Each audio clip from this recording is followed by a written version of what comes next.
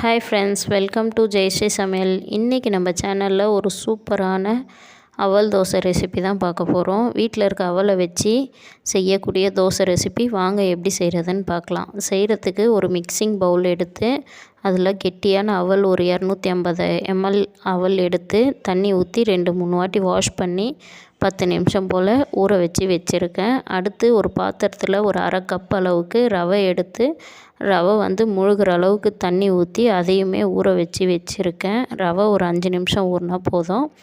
அடுத்து ஒரு mixie jar எடுத்து நம்ம ஊற வச்சிருந்த ரவையை எடுத்து மிக்ஸி ஜாரில் போட்டு நல்லா ஃபைன் பேஸ்ட்டாக அரைக்கணும்.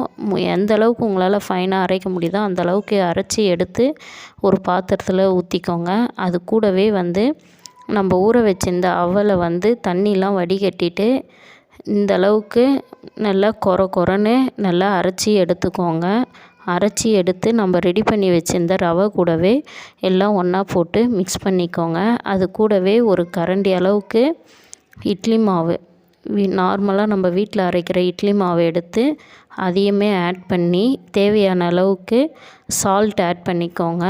சால்ட் ஆட் பண்ணிக்கிட்டு எல்லாம் ஒன்றா சேர்ந்து நல்லா மிக்ஸ் பண்ணிக்கணும். அந்த ரவை, அவல், இட்லி மாவு எல்லாம் நல்லா மிக்ஸ் ஆகணும். மிக்ஸ் ஆகிட்டு ஒரு 10 நிமிஷம் அப்படியே ஊற வச்சுடுங்க. நம்ம ரெடி பண்ணி வச்சுருக்க மாவு தோசை மாவு பதத்தில் இருக்கணும். கெட்டியாக இட்லி ஊற்றுற மாரிலாம் இருக்கக்கூடாது. இந்த கரெக்டான கன்சிஸ்டன்சி, இந்த கன்சிஸ்டன்சியில் வச்சுக்கோங்க.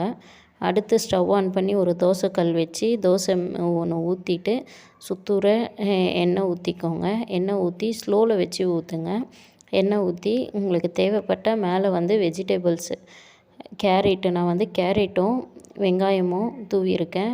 தூவிட்டு ஸ்லோவில் வச்சுட்டு ஒரு பக்கம் வெந்தவினை இன்னொரு பக்கம் திருப்பி போட்டு எடுத்து சர்வ் பண்ணிங்கன்னா சூப்பரான அவல் தோசை ரெசிபி. இது நீங்கள் அவலில் தான் செஞ்சுருக்கீங்கன்னு தெரியாது, அந்தளவுக்கு ரொம்ப டேஸ்ட் சூப்பராக இருக்கும். இது கூடவே கார சட்னி வச்சு சாப்பிட்டிங்கன்னா டேஸ்ட் அந்தளவுக்கு அட்டகாசகமாக இருக்கும். ஸோ நீங்களும் இதை ட்ரை பண்ணுங்கள்.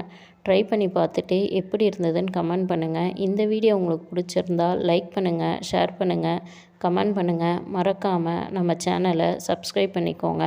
தேங்க்ஸ் ஃபார் வாட்சிங்.